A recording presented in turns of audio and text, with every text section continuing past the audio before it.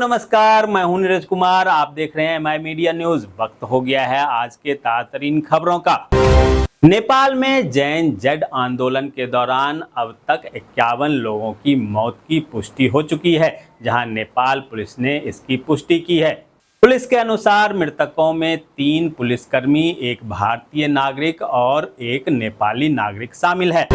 बिहार के भागलपुर में बिना वीजा के रह रही पाकिस्तानी महिला इमराना खानम और उसका नाम मतदाता सूची में दर्ज कराने वाले पर केस दर्ज होगा, जहां जांच में पता चला है कि फॉर्म 6 में दिए गए तथ्यों की जांच किए बिना ही नाम दर्ज कर लिया गया था। अमेरिकी राष्ट्रपति डोनाल्ड ट्रंप ने दावा किया है कि उनके करीबी चार्ली किर्क की गोली मारकर हत्या करने वाले आरोपी को पुलिस ने गिरफ्तार कर लिया है।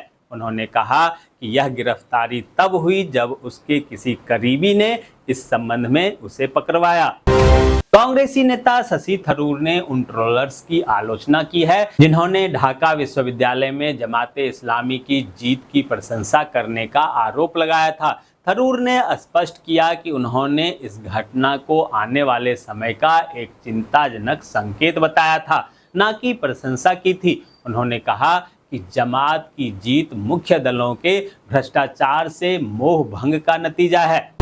स्पाइस जेट Q400 विमान में शुक्रवार को कंडाला हवाई अड्डे से उड़ान भरते समय तकनीकी खराबी आ गई, जिस कारण विमान का एक बाहरी पहिया गिर गया। इस विमान में 75 यात्री सवार थे और यह मुंबई के लिए उड़ान भरी थी। श्री कृष्ण जन्मभूमि शाही ईदगाह मस्जिद विवाद मामले की अगली सुनवाई इलाहाबाद हाईकोर्ट में 26 सितंबर को होगी, जहां कोर्ट ने प्रतिनिधिवाद पर पक्षकारों से अगली सुनवाई से पहले आपत्ति दाखिल करने को कहा है। बिहार में राजस्व एवं भूमि सुधार विभाग ने हड़ताल के चलते बर्खास्त लगभग 7,000 संविदा कर्मियों की सेवा बहाल करने का निर्णय लिया है। इसके लिए कर्मियों को अपील करनी होगी। पहले दिन 100 से अधिक कर्मियों ने आवेदन किया है।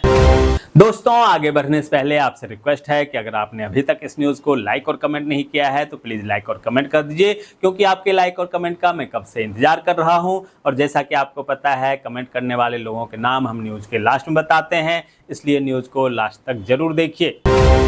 ताजा खबरों में सबसे पहले बात करेंगे प्रधानमंत्री नरेंद्र मोदी की, जो आज से 15 सितंबर तक मिजोरम, मणिपुर, असम, पश्चिम बंगाल और बिहार के दौरे पर जा रहे हैं, जहां सुबह लगभग 10 बजे आइजॉल में 9,000 करोड़ रुपए से अधिक की कई विकास परियोजनाओं का शिलान्यास और उद्घाटन किया जाएगा। उसके बाद 14 सितंबर को प्रधानमंत्री असम में 18.5 करोड़ रुपए से अधिक की लागत वाली प्रमुख बुनियादी ढांचा और औद्योगिक विकास परियोजनाओं का उद्घाटन और शिलान्यास करेंगे। जबकि 15 सितंबर को प्रधानमंत्री पश्चिम बंगाल के कोलकाता में सुबह लगभग 9:30 बजे 16वें संयुक्त कमांडर सम्मेलन 2025 का उद्घाटन के बाद बिहार के लिए रवाना होंगे और दोपहर करीब 2:45 बजे पूर्णिया हवाई अड्डे के नए टर्मिनल भवन का उद्घाटन करेंगे। कांग्रेसी सांसद राहुल गांधी ने प्रधानमंत्री के मणिपुर यात्रा को लेकर अपनी प्रतिक्रिया दी,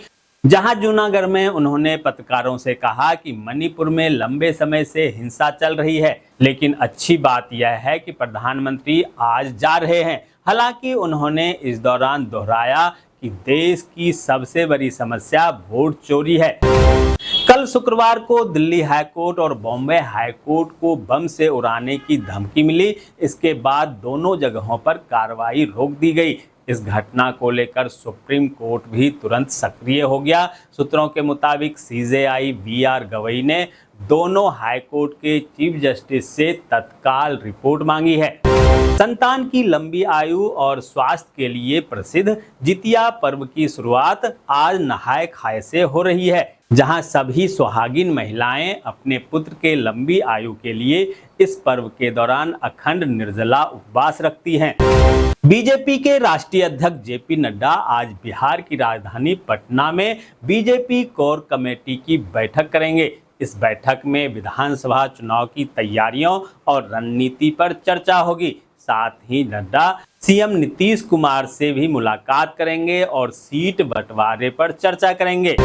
मध्य प्रदेश के मुख्यमंत्री मोहन यादव ने झाबुआ में लाडली बहना योजना की 24वीं किस्त के रूप में 1.26 करोड़ बहनों के खाते में 1541 करोड़ रुपए ट्रांसफर किए। उन्होंने सामाजिक सुरक्षा पेंशन और एलपीजी सिलेंडर रिफिलिंग के लिए भी राशि ट्रांसफर किया। जम्मू कश्मीर में आप विधायक महराज मलिक पर लगे पीएसए ने सियासी भूचाल ला दिया है, जहां मुख्यमंत्री उमर अब्दुल्ला, फारूक अब्दुल्ला, महबूबा मुफ्ती और कांग्रेस सभी अरविंद केजरीवाल के सपोर्ट में बीजेपी के खिलाफ खड़े हो गए हैं। महाराष्ट्र सरकार में राजस्व मंत्री पर गंभीर आरोप लगे हैं, जहां एनसीपी शरद गुट के विधायक ने मेगा इंजीनियरिंग कंपनी पर करोड़ों रुपए का जुर्माना माफ करने का दावा किया। राजस्थान हाईकोर्ट की जयपुर और जोधपुर बेंच में वकीलों ने बीकानेर में संभावित नई बेंच के विरोध में कार्य बहिष्कार किया। साथ ही उदयपुर में भी हाईकोर्ट बेंच की मांग को लेकर प्रदर्शन और टायर जलाकर विरोध जताया गया। दिल्ली हाईकोर्ट ने डीएमआरसी के एक फैसले में दखल देने से मना कर दिया। कोर्ट ने कहा कि टेलीकॉम इंफ्रास्ट्रक्चर का अपग्रेडेशन जरूरी है।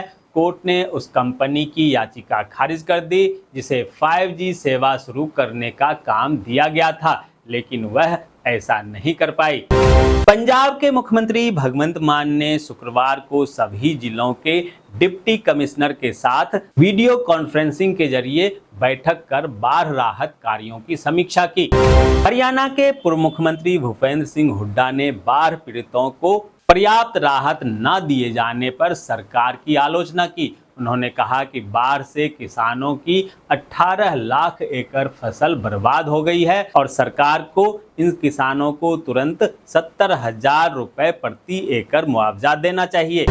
उत्तराखंड में कृषि भूमि पर अवैध प्लॉटिंग को लेकर रेरा सख्त हो गया है। रेरा ने एमडीडीए समेत सभी विकास प्राधिकरणों से अवैध प्लॉटिंग का ब्यौरा मांगा है।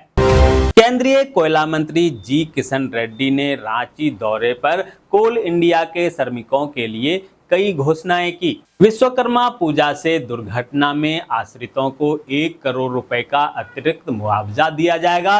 नियमित श्रमिकों को 2 करोड़ और ठेका श्रमिकों को 1.40 करोड़ रुपए मिलेंगे। प्रवीण कुमार की रिपोर्ट। जनपद महुआ में सड़क सुरक्षा सुनिश्चित कराने के उद्देश्य से पुलिस अधीक्षक महुआ परवल प्रताप सिंह के निर्देशन में यातायात पुलिस एवं परिवहन विभाग द्वारा संयुक्त कार्रवाई में यातायात जागरूकता एवं सघन चेकिंग अभियान चलाया गया। इस अभियान के तहत जनपद के सभी पेट्रोल पंप पर नो हेलमेट नो फ्यूल नियम का पालन सुनिश्चित कराने के हेतु पेट्रोल पंप संचालकों से बातचीत की गई और आम जन को भी जागरूक करने का काम किया। उधर महुआ के करवई थाना क्षेत्र अंतर्गत ग्राम बवेडी में चोरी की घटना की सूचना मिलते ही पुलिस प्रशासन सक्रिय हो गया, जहां पुलिस अधीक्षक समेत सभी वरिष्ठ अधिकारी मय पुलिस बल के साथ तत्काल मौके पर पहुंचे और घटना स्थल का जायजा लिया। साथ ही आवश्यक साक्ष्यों के संकलन की कार्रवाई की गई। वहीं क्षेत्राधिकारी नगर अरुण कुमार ने बताया कि जांच की जा रही है और शीघ्र ही आरोपियों को गिरफ्तार किया जाएगा। दोस्तों, मैं देख पा रहा हूं कि आप में से बहुत सारे लोगों ने इस न्यूज़ को लाइक किया है और कमेंट भी किया है, लेकिन अभी भी कुछ लोग बाकी हैं जिन्होंने न्यूज़ को लाइक और कमेंट नहीं किया है। उनसे भी आग्रह है कि प्लीज़ प्लीज़ प्लीज़ वे भी न्यूज़ को लाइक कर दें, कमेंट कर दें, साथ में शेयर भी कर दें। तो ये थी आज की ताज़ा तरीन खबरें। ऐसे ही खबरों से अपडेट रहने के लिए चैनल को सब्सक्राइब कीजिए, नोटिफिकेशन बेल को दबाइए, वीडियो को लाइक कीजिए और ज़्यादा से ज़्यादा शेयर कीजिए ताकि आप और आपके जानने वाले रह सकें देश और दुनिया के तमाम खबरों से अपडेट।